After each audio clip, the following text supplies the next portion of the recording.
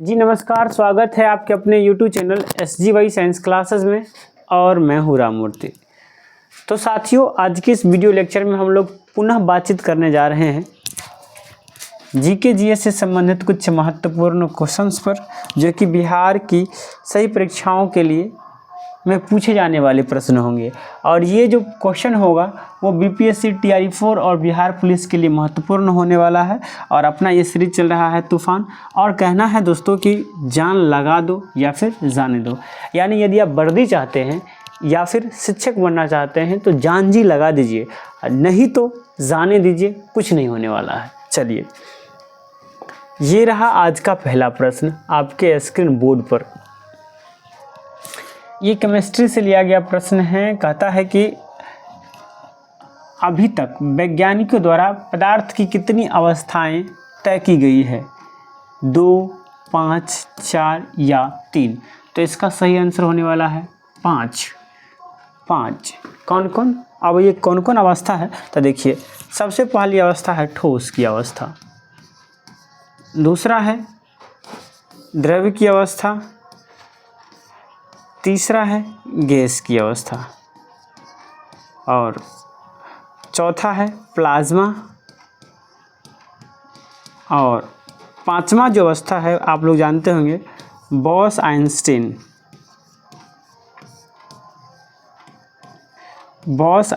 अवस्था। अभी तक वैज्ञानिक पदार्थ के इन 5 अवस्था के बारे में बताए हैं। यानी पदार्थ की 5 अवस्थाएं होती है, यानी वैज्ञानिक ने इन 5 अवस्था को तय किए हैं।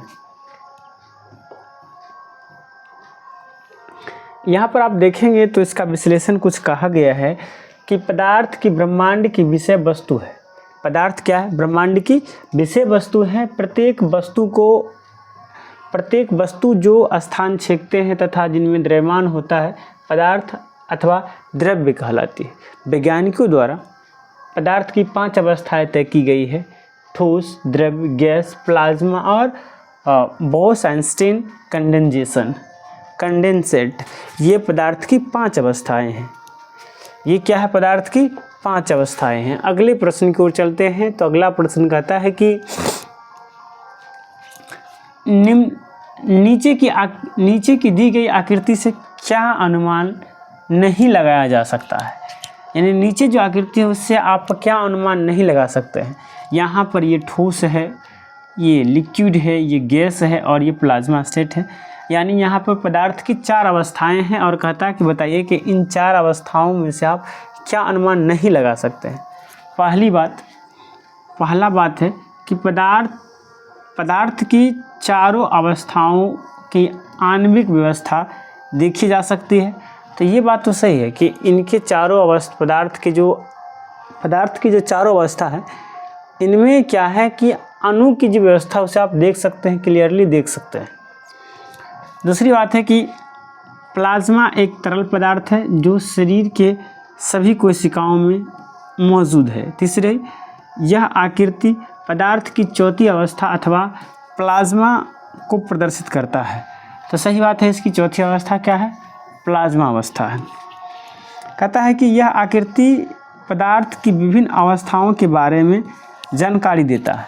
तो ये तो सही है कि पदार्थ की विभिन्न अवस्थाएं हैं। अब इसमें से कौन सी चीज़ है जो अनुमान नहीं लगाया जा सकता है? तो चलिए थोड़ा हम लोग डिस्कशन की ओर चलते हैं। कहा गया है कि प्लाज्मा एक तरल पदार्थ है जो शरीर की सभी कोशिकाएं मौजूद है, का अनुमान नहीं लगाया जा सकता है। अब क्यों नहीं लगाया जा सकता? क्योंकि यहाँ से आप क्या कर सकते हैं, ये तो कह सकते हैं कि भाई साहब पदार्थ की 4 अवस्थाएं होती है, ये कह सकते हैं 4 अवस्थाएं हैं। उसके बाद ये तो कह सकते हैं कि इनमें अणु ऐसे है, इनमें ऐसे, इनमें ऐसे, तो ये भी कह सकते हैं। ये भी कह सकते हैं कि ये प्लाज्मा स्टेट जो है पदार्थ की चौथी अवस्था है, तो ये भी कह सकते हैं। ये नहीं कह सकते। अब किसी पदार्थ का संरचना दे दिया तो इससे ये बात तो स्पष्ट नहीं होता है कि वो शरीर के कोशिकाएं मौजूद है या नहीं है। तो इसलिए जो सही आंसर हो जाएगा वो हो जाएगा बी।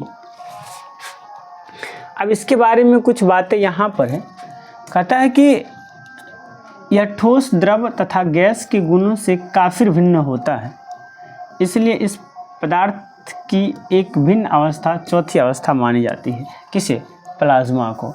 प्लाज्मा को पदार्थ की चौथी अवस्था मानी जाती है। यह तरल पदार्थ केवल लाल रंग की कोशिकाएं, सफ़ेद रक्त कोशिकाएं और बिंबाणु यानी प्लेटलेट्स में पाया जाता है। ये कहाँ कहाँ पाया जाता है? ये प्लाज्मा स्टेट आरबीसी में पाया जाता है, डब्ल्यूबीसी में पाया जाता है और प्लेटलेट्स में पाया जाता है।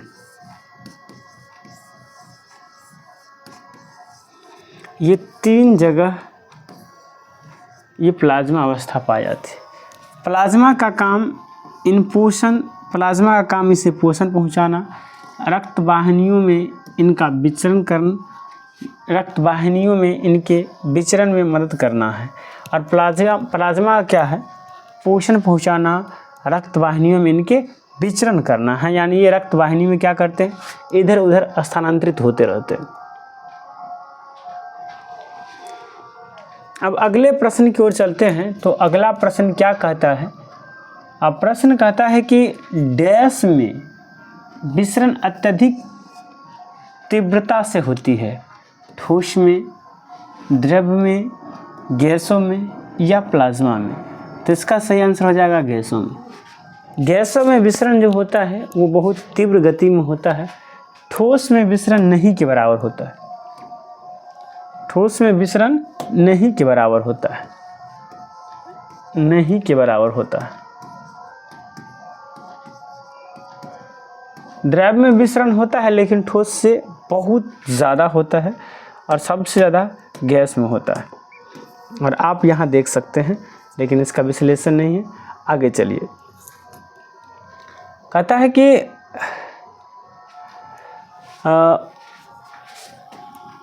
हरित हाइड्रोजन प्राप्त करने की कौन सी तरीका है? इलेक्ट्रोलाइसिस, डिहाइड्रोजिनेसिस, निर्जलीकरण, उपयुक्त में से एक से अधिक या उपयुक्त में से कोई नहीं। ये प्रश्न बीपीएससी टीआरई में पूछा गया है और सबसे पहले हम लोग इसका विश्लेषण करेंगे, फिर इसका जवाब देंगे। सबसे पहले हम लोग जानेंगे कि आखिर ये डिहाइड्रेशन होता क्या है। चलिए यहाँ देखिए,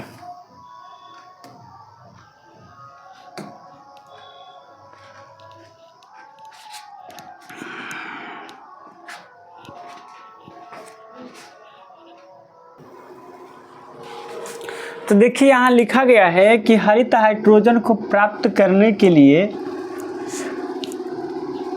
पानी के इलेक्ट्रोलिसिस की प्रक्रिया का इस्तेमाल किया जाता है। यानी हम लोग हरित हाइड्रोजन किसके द्वारा करते हैं? इलेक्ट्रोलिसिस के द्वारा हम लोग प्राप्त करते हैं। अब क्या होता है?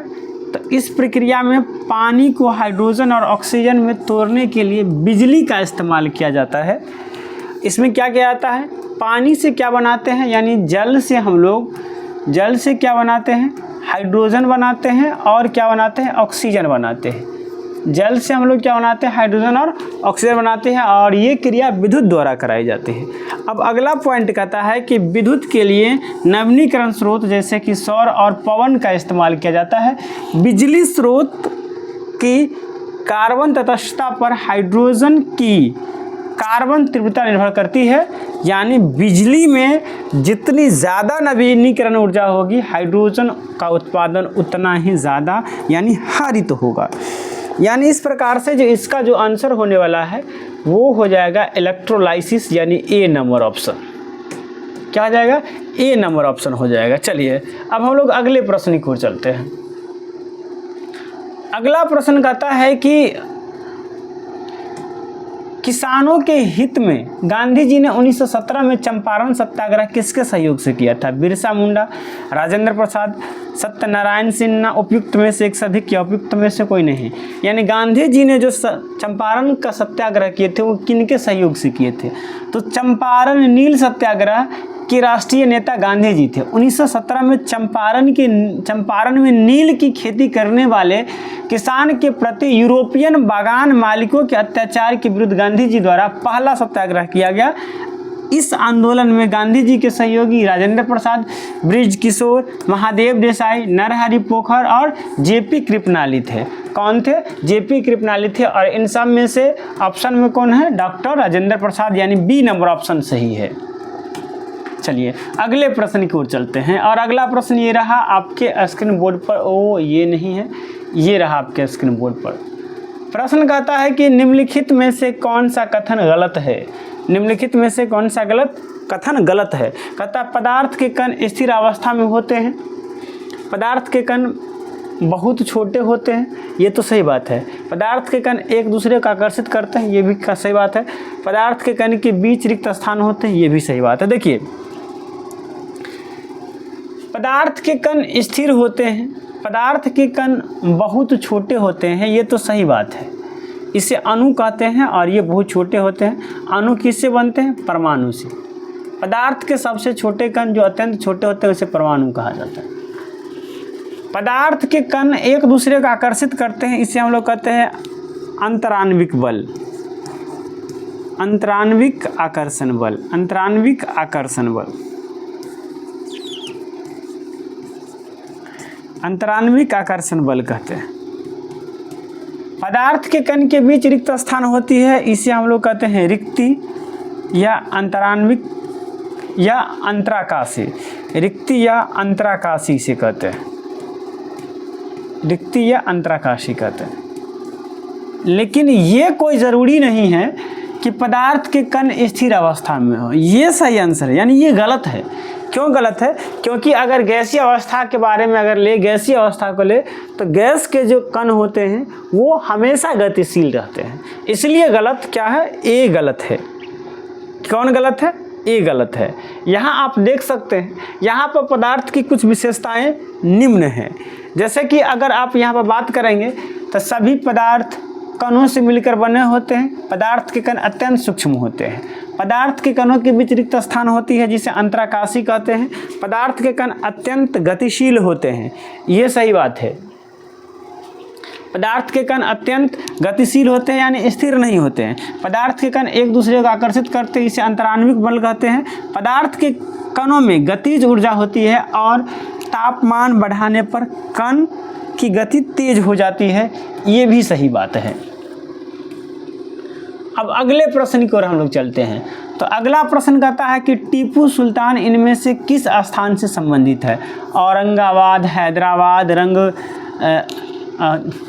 रंगपट्टनम या बीजापुर, किनसे संबंधित है टीपू सुल्तान? तो पहले इसका डिस्कशन हम लोग देखते हैं, फिर हम लोग जानेंगे। तो यहाँ पर आप देखेंगे तो टीपू सुल्तान का जन्म 20 नवंबर 1750 को कर्नाटक के देवनहल्ली में हुआ था। टीपू ने 1782 से 1799 तक मैसूर पर शासन किया।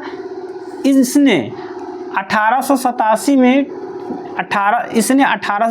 में टीपू ने अपनी राजधानी श्रीरंगपट्टनम में बादशाह की उपाधि धारण की तथा अपने नाम के सिक्के चलाए। कौन? टीपू सुल्तान। कब चलाए थे? 1787 में। इसके बाद अगर बात करते हैं कि टीपू ने आधुनिक कैलेंडर को लागू किया तथा सिक्का ढलाई की नई तकनीक व नाप तौल की आधुनिक पैमाने अपनाई तथा अपनी राजधानी श्रीरंगपट्टनम में स्वतंत्रता का वृक्ष लगाया और जैकोबिन क्लब की स्थापना की। यानी जैकोबिन क्लब के संस्थापक कौन था? टीपू सुल्तान। कौन था? टीपू सुल्तान। यानी यहाँ से जो आंसर हो जाएगा, यानी टीपू सुल्तान का संबंध श्रीरंगपट्टनम से है और श्रीरंगपट्टनम को टीपू सुल्तान ने अपनी राजधानी बनाई थी। अगले प्रश्न की ओर चलते हैं और अगला प्रश्न ये रहा आपके स्क्रीन बोर्ड पर। इसे पढ़िए और जवाब दीजिए क्या होने वाला है इसका सही आंसर। कहता है कि दोस्त मोहम्मद खान के खिलाफ 1838 में हुई त्रिपक्षीय संधि पर किस किस ने हस्ताक्षर किए थे? चार्ल्स मेटकॉफ, महाराजा रंजीत सिंह और शाह सूजा। लॉर्ड ऑकलैंड, महाराजा रंजीत सिंह और सिजाउद्दौला। लॉर्ड एलन बरो, महाराजा रंजीत सिंह और सिजाउद्दौला। लॉर्ड ऑकलैंड, महाराजा रंजीत सिंह या शाह सूजा, कौन थे इनमें से? तो चलिए पहले डिस्कशन देखते हैं हम लोग। तो कहता है कि दोस्त मोहम्मद खान के खिलाफ 1838 ईस्वी में हुई त्रिपक्षीय संधि पर लॉर्ड ऑकलैंड, महाराजा रंजीत सिंह और शाह शुजा ने हस्ताक्षर किया था। यानी किसने हस्ताक्षर किया था? लॉर्ड ऑकलैंड, महाराजा रंजीत सिंह और शाह शुजा ने हस्ताक्षर किया था। इस संधि के अनुसार शाह शुजा को सिख सेना और ब्रिटिश आर्थिक सहायता से काबुल की गद्दी पर पुनः बैठने की बात तय हुई थी। यानी इस संधि में कहा गया था कि जो शाह शुजा है इसे सिख की सेना मदद करेगी और ब्रिटेन की सहायता से वह पुनः काबुल की गद्दी पर बैठेंगे। कहता है जॉन किन के नेतृत्व में बोलेन दर्रे से अंग्रेजी सेना भेजी गई और काबुल पर अधिकार प्राप्त कर लिया गया। 1840 में दोस्त मोहम्मद खान के आत्मसमर्पण पर शाह शुजा को काबुल का शासक घोषित कर दिया गया। यानी शाह शुजा काबुल का शासक कब बना? 1840 में। कब बना? 1840 में। इस प्रकार से ये जो संधि है, इस संधि में कौन थे? लॉर्ड ऑकलैंड, महाराज रंजीत सिंह और शाह शुजा। और इसमें शाह शुजा को क्या बनाया गया था? काबुल के शासक। काबुल का क्या बनाया गया था? इसको शासक बनाया गया था। काबुल का शासक बना था शाह शुजा। कब बना था? तो ये 1840 में काबुल का शासक बना था। चलिए अगले प्रश्न की ओर चलते हैं। और अगला प्रश्न ये रहा आपके स्क्रीन बोर्ड पर। कहता है कि श्रीरंगपट्टनम में चौथी एंग्लो मैसूर युद्ध में किसकी हत्या हुई थी? हैदर अली की, तमीर राजा बोडेयार प्रथम की, तिरुमाल देव राय की या टीपू सुल्तान की? बताइए, कमेंट करके सब आदमी बताइए। तो यहाँ पर आप देखेंगे तो चौथी बौद्ध एंग्लो युद्ध जो कब से कब तक हुआ था? 1798 से 1799 तक में दक्षिण भारत में ब्रिटिश इंडियन कंपनी और हैदराबाद दक्कन के खिलाफ मैसूर सम्राट के बीच एक संघर्ष हुआ था। टीपू सुल्तान की मृत्यु श्रीरंगपट्टनम के चौथे एंग्लो मैसूर युद्ध के दौरान कब हुआ था? 1799 को हुई थी। यानी इस युद्ध में, यानी चौथी एंग्लो मैसूर युद्ध में किसका हत्या हुई थी? किसकी हत्या कर दी गई थी? टीपू सुल्तान की। वही टीपू सुल्तान जिसने कभी श्रीरंगपट्टनम को अपनी राजधानी बनाई, अपना सिक्का ढलवाए। चलिए अगले प्रश्न की ओर चलते हैं। अगला प्रश्न कहता है कि निम्नलिखित में से किस नेताओं ने ताशकंद समझौते पर हस्ताक्षर किए थे?